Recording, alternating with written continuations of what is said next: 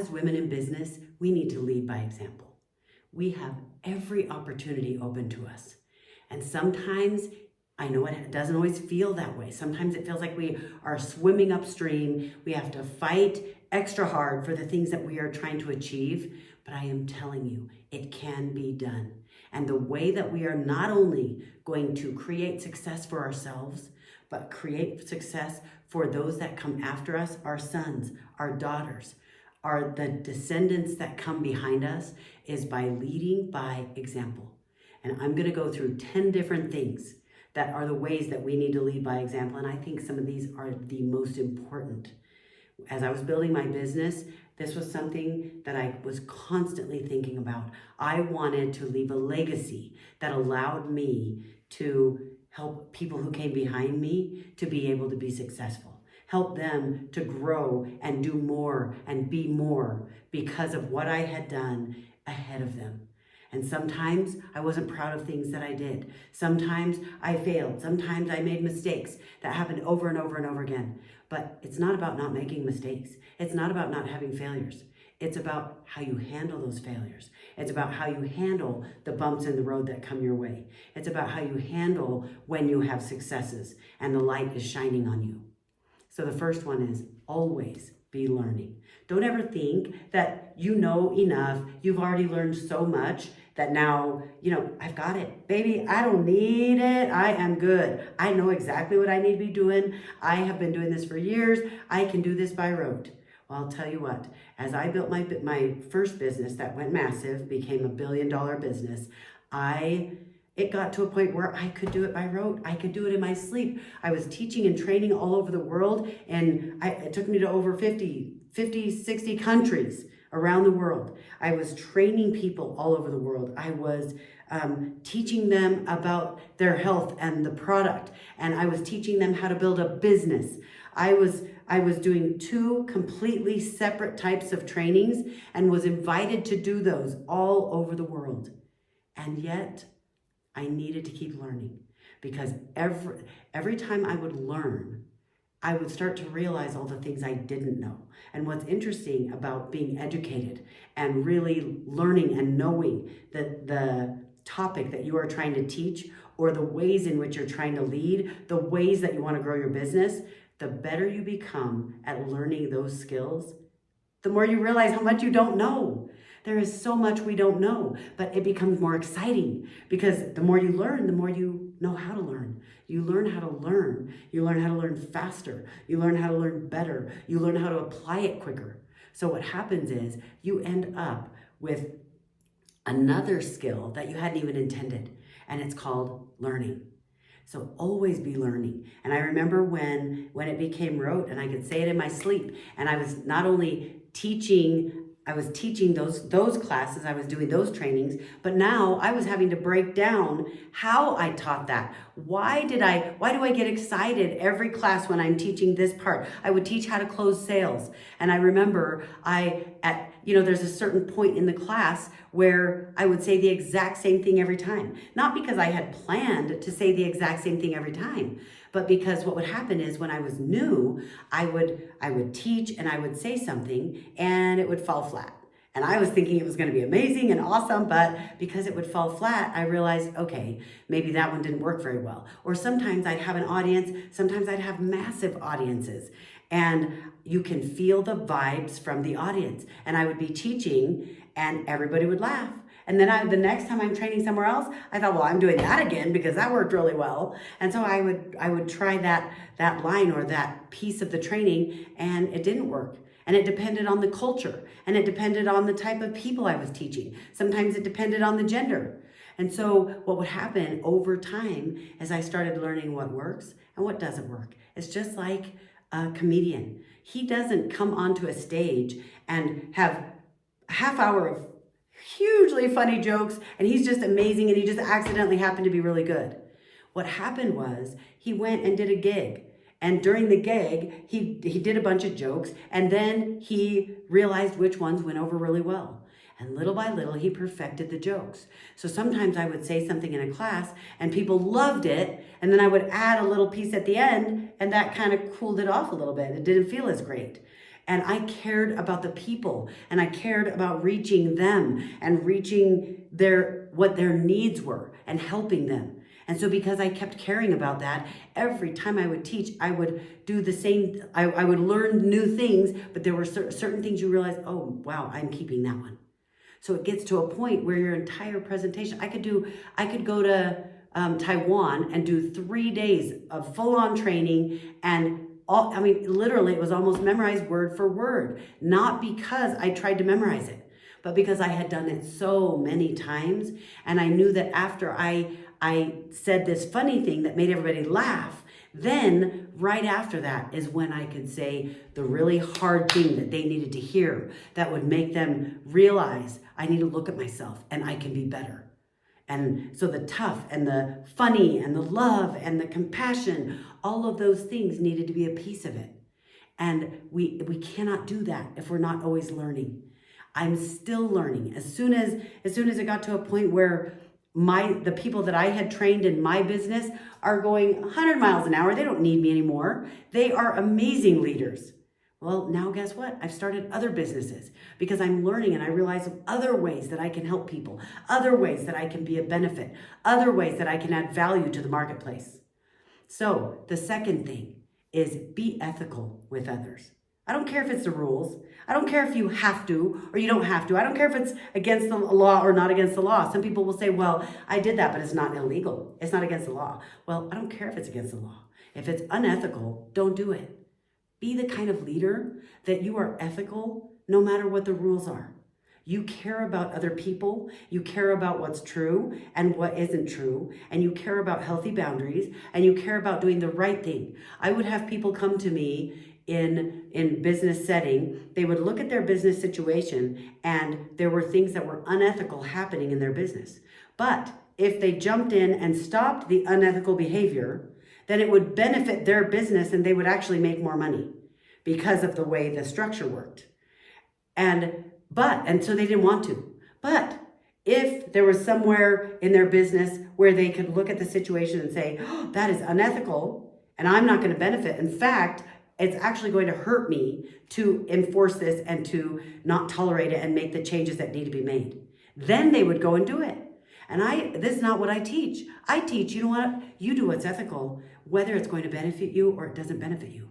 And you teach other people to be ethical, because that is, if you're really going to be selfish, number one, that's what grows your business. But if you're not selfish and you want to help people and you want to change lives and you want to add value, then be ethical. I don't care if it benefits you or it doesn't benefit you. If it's what's right, you do it. If it's what's truth, you go after that. Doesn't matter what the outcome is for you. Okay, number 3. I want you to bring others with you.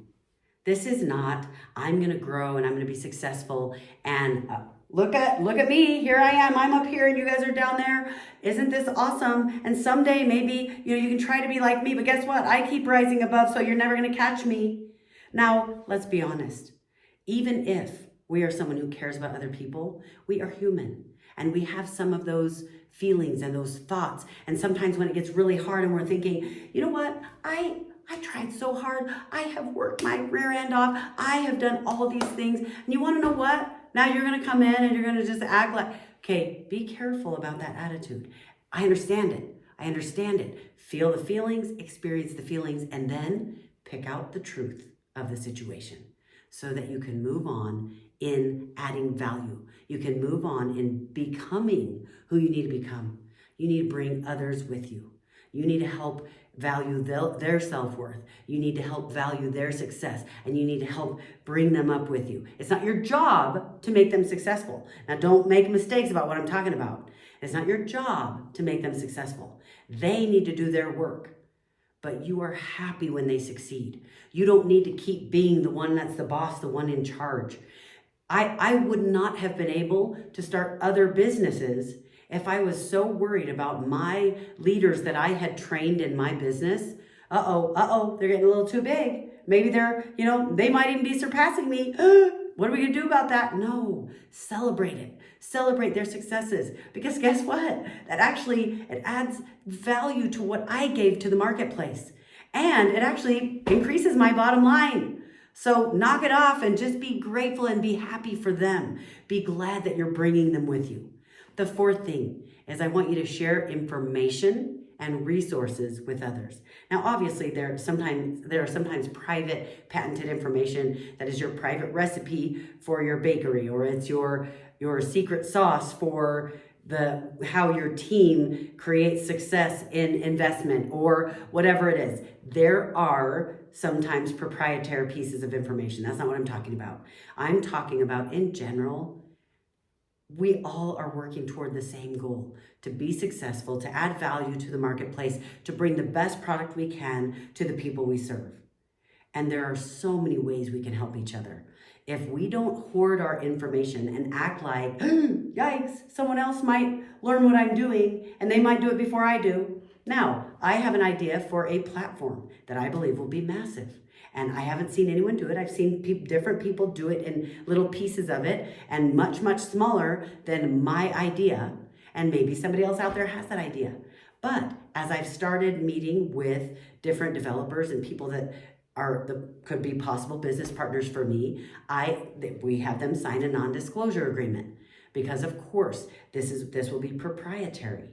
But most things that we have, most knowledge that we have, most resources that we have, we can share with other people. If you have found that what is creating massive success in your YouTube channel, then go out and share the information. Help other people be successful too. All it will do is you'll become a magnet. People will come toward you because they want to learn from you because of the way that you give.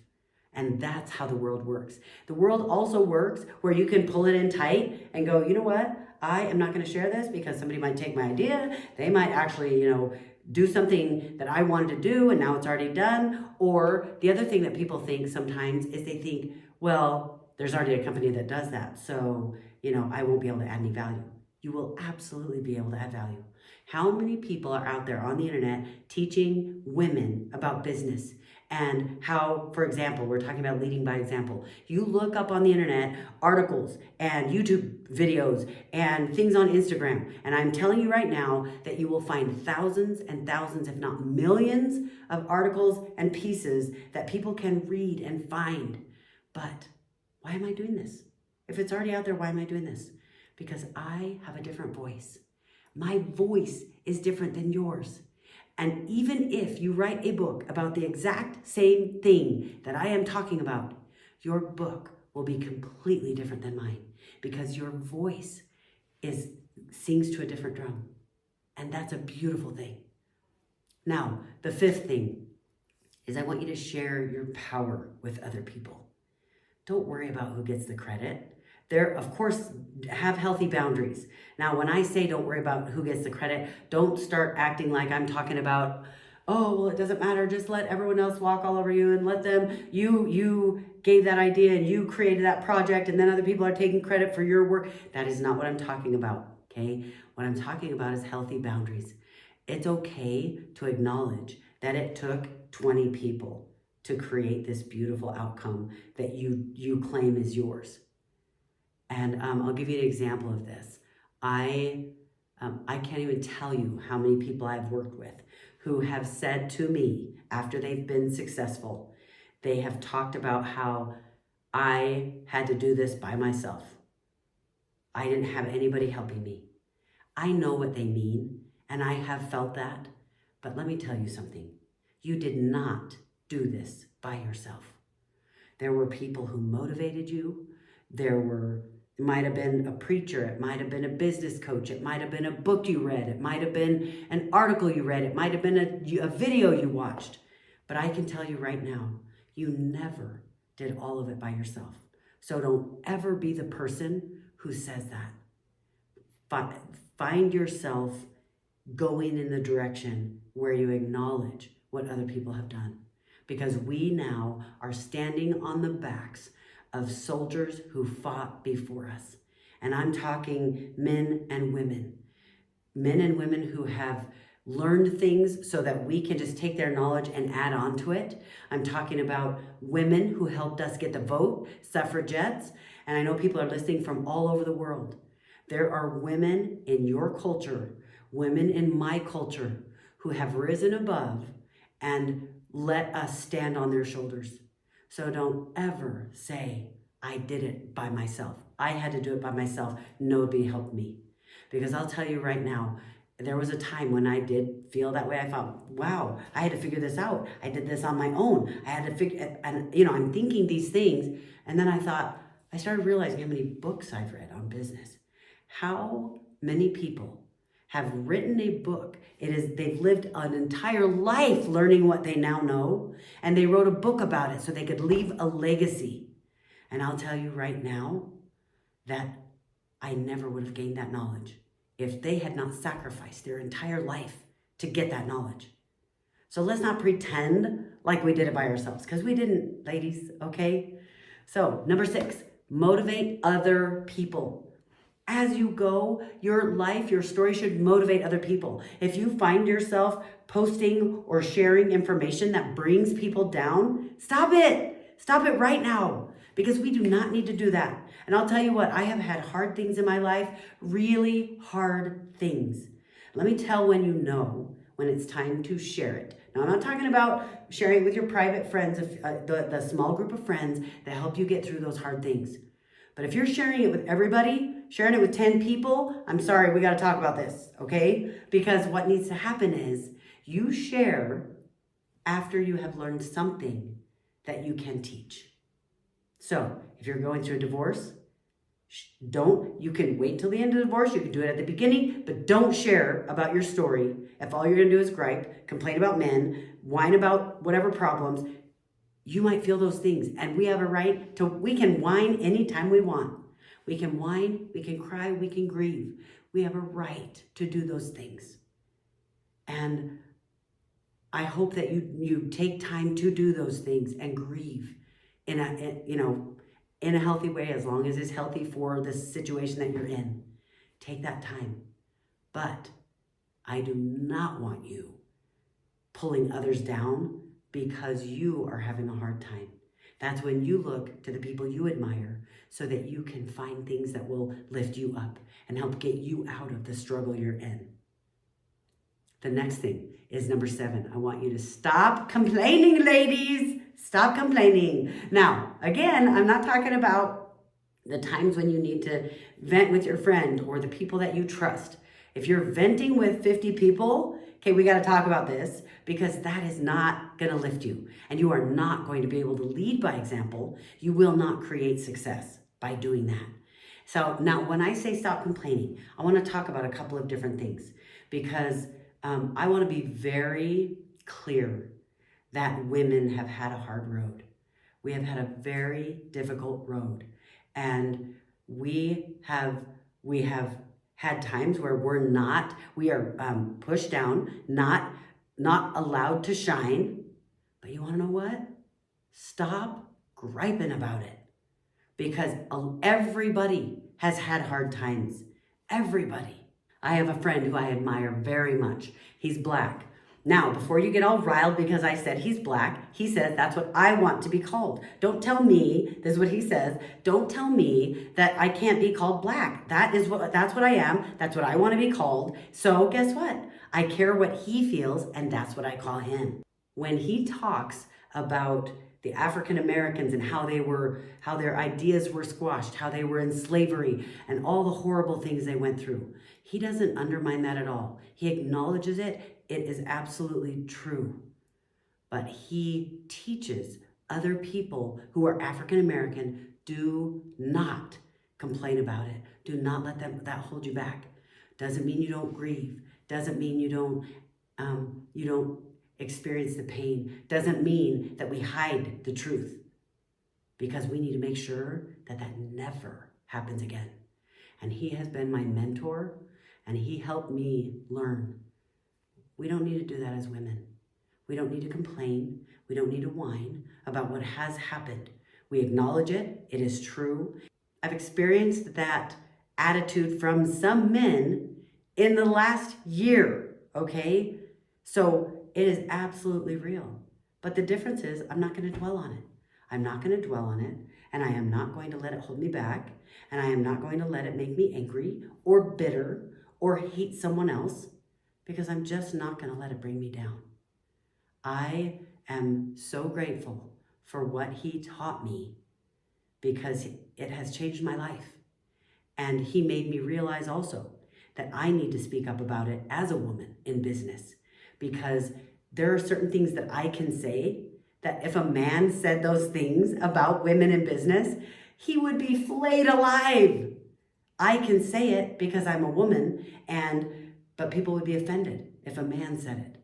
It's the same thing with my friend. He can say things about what his people went through that other people have no right to really say, but he does, and he's been through it. And so I speak to you as a woman in business, and I plead with you to stop whining, stop complaining, and find a way to change the story, find a way to acknowledge the truth of the story, but rise above it. Every movie you have ever seen that people love, that has gone blockbuster, has been around for generations, is because why? Because there was someone who was held down or had such huge challenges that you didn't think they could rise above it. And then, usually, right as they're about to rise above it, another big, huge, hard thing happens. And you're thinking, oh my goodness.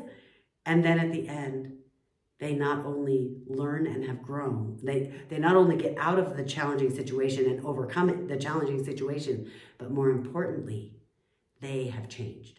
They have transformed.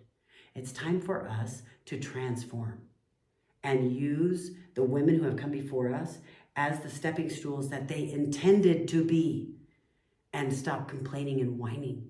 Look at the beauty of who we are, that we are women, and that we have something amazing to offer that is different and that is diverse.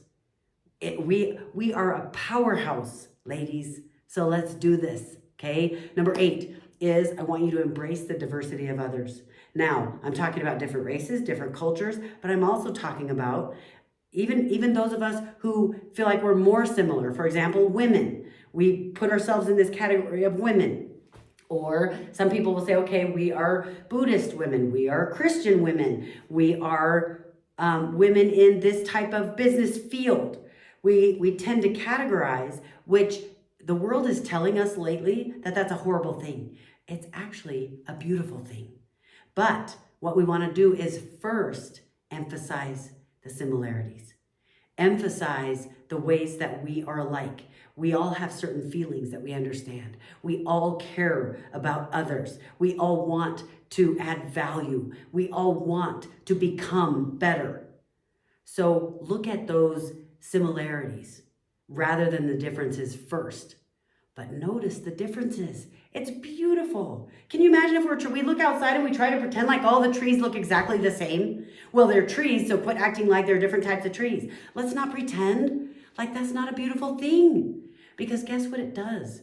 When we start trying to act like we can only talk about the sameness and we can't talk about the diversity, all of a sudden we take away part of the beauty. The beauty is in the differences, and the unity is in the similarities. Actually, the beauty is in both. So embrace the diversity. Even the way people think differently. I want you to think right now of some of your best friends. You have best friends who you love to talk to. They understand you when you talk. They say, I know, okay? Think about that. Now, I want you to think about the people you've tried to talk to who they just don't get it. And you talk to them and you're thinking, are you serious? You kidding me? Okay, when that happens, I want you to stop and think, how can I embrace this diversity right here? Because there is a beauty in the fact that we think differently.